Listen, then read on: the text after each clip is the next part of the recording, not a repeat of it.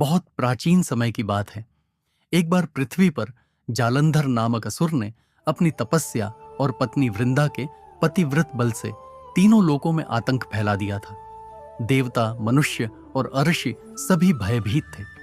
जालंधर को यह वरदान था कि जब तक उसकी पत्नी वृंदा अपनी पवित्रता में अडिग रहेगी, तब तक कोई उसे पराजित नहीं कर सकेगा।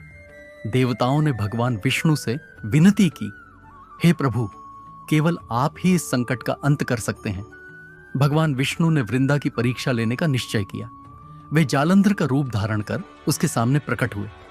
वृंदा ने अपने पति को देखा और विश्वास कर लिया कि यह उसके स्वामी ही हैं। जैसे ही उसने पति का स्पर्श किया, उसका पतिव्रत भंग हो गया। उसी क्षण भगवान शिव ने जालंधर का वध कर दिया। जब वृंदा को यह सच्चाई ज्ञात हुई कि उसके साथ छल हुआ है, तो वह क्रोध और पीड़ा से भर उठी। उसने भगवान विष्णु को श्राप दिया, हे विष्णु, तुम भी अपने प्रिय से इसी तरह अलग होोगे और पत्थर बन जाओगे। श्राप के प्रभाव से भगवान शालग्राम शिला के रूप में प्रकट हो गए। वृंदा ने तब अग्नि में प्रवेश कर दिया। उसकी पवित्रता से वहां एक तुलसी का पौधा उत्पन्न हुआ।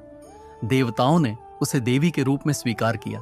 तब भगवान विष्णु ने कहा, वृंदा, अब से तुम तुलसी कहलाओगी और मेरे समान पूजनीय बनोगी।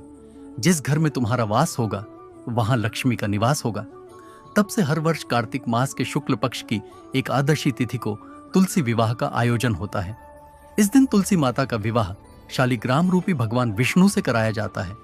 इसे करने से घर में सुख, समृद्धि और वैवाहिक जीवन में प्रेम बढ़ता है।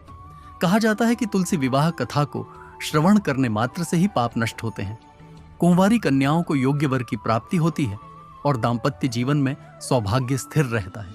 जो भक्त श्रद्धा पूर्वक तुलसी और शालिग्राम का विवाह कराते हैं, उन्हें विष्णुलोक की प्राप्ति होती है। भगवान विष्णु ने स्वयं कहा, जो भक्त तुलसी विवाह की कथा श्रवण या पठन करता है, उसे वही पुण्य फल प्राप्त होता है जो मेरे वैकुंठ धाम की यात्रा से होता है। इस दिन महिलाएं व्रत रखकर तुलसी माता को श्रृंगार करती हैं और मंगल गीत गाती हैं। जय जय तुलसी माता, जय शालिग्राम प्यारे, घर में सुख समृद्धि लाए मेरे नाथ तुम्हारे। तुलसी विवाह का यह पर्व हमें यह भी सिखाता है कि भक्ति और पवित्रता का बल संसार में सबसे महान है। वृंदा ने अपने सत्य और समर्पण से स्वयं को अमर कर लिया। आज भी हर हिंदू घर में तुलसी का पौधा उसी दिव्य नारी शक्ति का प्रतीक है।